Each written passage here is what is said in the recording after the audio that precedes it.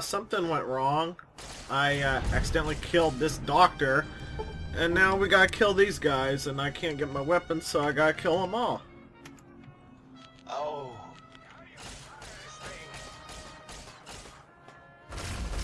Let's get Dr. Deborius, or whatever his stupid name is, last. Hey, didn't I say kill? Thank you. Bye. We're killing you next, Dr. Klein, evil motherfucker. You regret nothing. No, you don't. I found out that all this other crap I was doing when I was not recording are side quests, so I got pissed off and now we're killing everybody.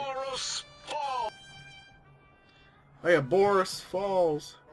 Yes, now what do I do? Let me connect this back. Ow, something just hit me. Leave the think tank. Yes. Well, sorry about this playthrough. Actually, 6 times when I was not recording this, the game minimized, and then it crashed. And that was during... I did like 4 different side quests that had 10 parts each, and then I found out, oh, they're side quests. I didn't have to do them. So fuck that. Good lord. I was like, screw that, you know, we're just killing these guys. I had to do console commands somehow, because I cannot... As it had been in the years before the Great War, Big Mountain, the Big Empty... Sorry, people, I'm pretty sure a lot of people are going to get mad at me over this, but... You know me, I hate doing side quests. I just want to do the main quests. That's it. The courier watched over the Big Empty for years to come, caring for it, and keeping its discoveries safe until they were needed to help others. Which had always been Big Mountain's purpose. Past the laboratories and science, it had always been intended as a place to build the future of all mankind.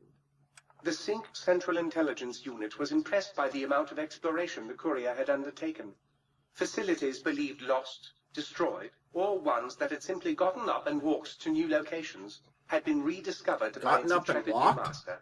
Internally, the artificial personality debated as to whether it preferred the old management to the new, and concluded that the courier's thorough approach to research and investigation was admirable and worthy of its respect.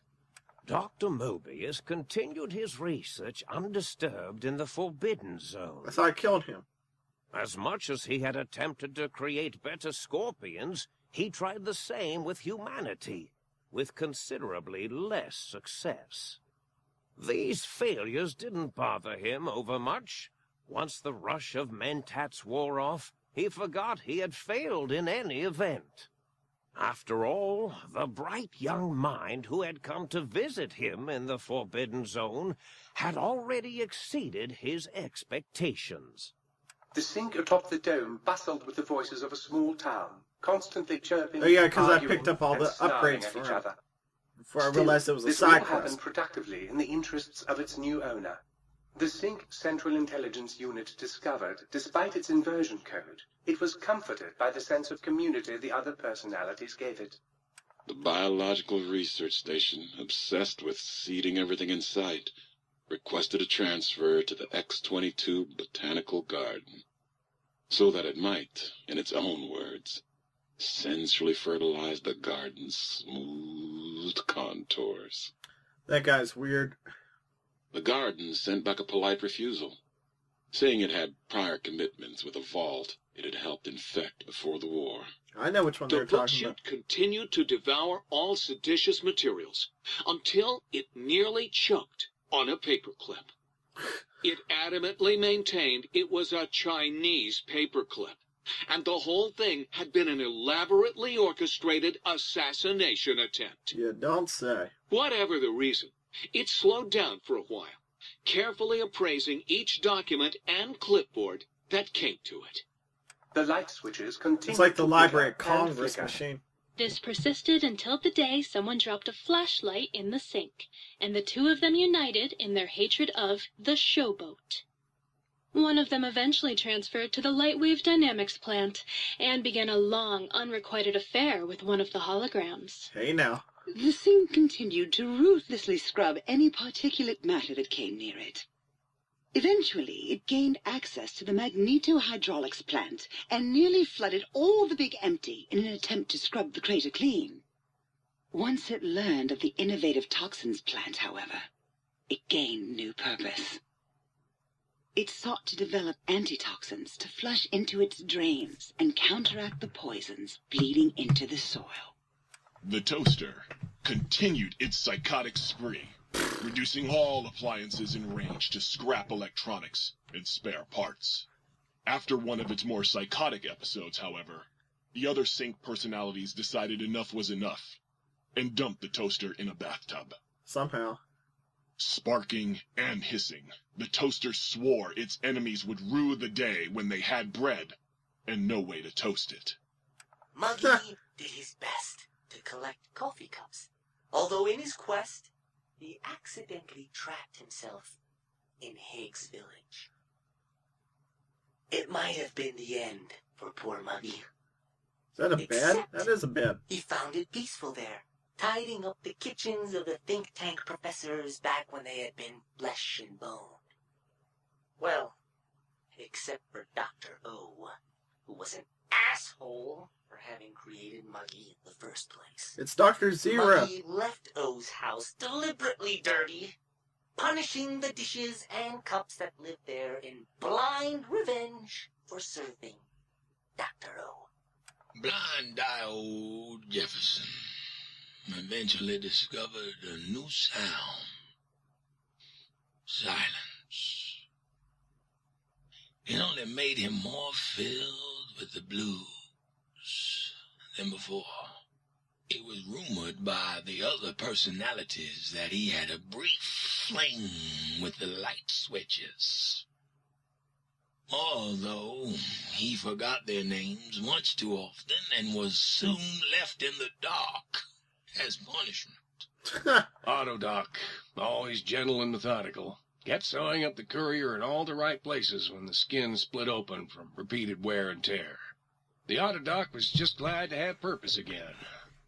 It heard its simpler brothers and sisters who got shipped to the Sierra Madre were bored out of their Sierra Madre, we don't skulls talk in about that toxic anymore. Dead city.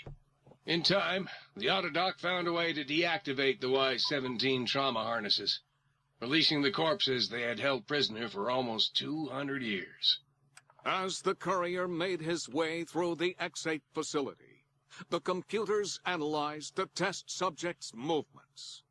They eventually created new cyberdogs to root out commie traitors from the wasteland. Traitors like Betsy Bright, Richie Marcus.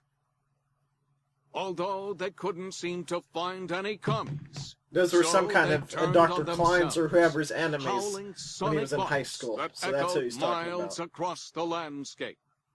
The infiltration program in X-13 continued to scan for the subject and the stealth suit prototype long after the test was over.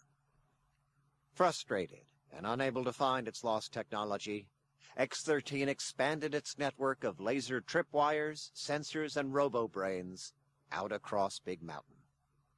This glittering blue light beam forest cleanly bisected anything that entered its depths, slicing them into small segmented parts for easy disposal. The courier left the brain at the Big Empty. A strange thing to say, but it was the truth. Brains are less important than they may seem. Oh, shit, When the I courier's forgot. body finally passed, the brain was saddened. It kept on, remembering the vessel that had once contained it. Even at the end, when it started to fail, however, the brain resisted going into a floating chassis like the think tank. It never said why. Perhaps it was out of respect for the courier's body. All things must come to an end, and to hang on to the past is something that's not to be undertaken lightly. The think tank basement, filled with the lobotomized robotical frames of the doctors, now served as a graveyard. The monitors had recorded the battle in its entirety, including the think tank's final, shrill, terrified screams, whimpers, and pleas for mercy. They broadcast these humiliating last moments as a warning to anyone approaching the perimeter that other smarty pants were not welcome. The courier was the inheritor of the Big Empty, and there was room for only one will in the halls of the think tank dome. There is an expression in the wasteland, old world blues. It refers to those so obsessed with the past they can't see the present, much less the future, for what it is. They stare into the what was, eyes like pilot lights, guttering and spent, as the realities of their world continue on around them. Science is a long, steady progression into the future. What may seem a sudden event often isn't felt for years, even centuries to come. In the times following the Second Battle of Hoover Dam, however, old world blues took on a new meaning. Where once it was viewed as a form of sadness, nostalgia, it became an expression describing the potential for the future. It can be easy to see science as evil, technology unchecked as the source of all ills, all misfortunes. With the courier at the helm, science became a beacon for the future. There was old world blues, and new world hope. And hope ruled the day at Big Mountain. We could say more, but the stories in the Big Empty speak for themselves. Now armed with the transportal Ponder, the courier could return to the dome at any time and crack open the secrets of the Big Empty one by one. We're not doing that. The sink sat vigilant, waiting for its master to return, shoes covered in Mojave dust.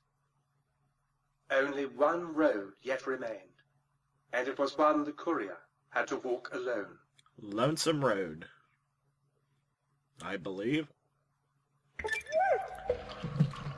Cool, alright, yes. Yes, oh, thank you, you're too kind.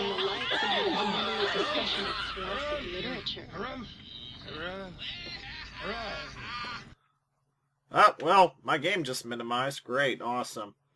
Well, that'll wrap it up for Old World Blues. Sorry there wasn't too much to do. I got tired of the goddamn side quest and decided to kill everybody, but, you know, it's me. But anyway, thanks for watching, everybody, and I will see you at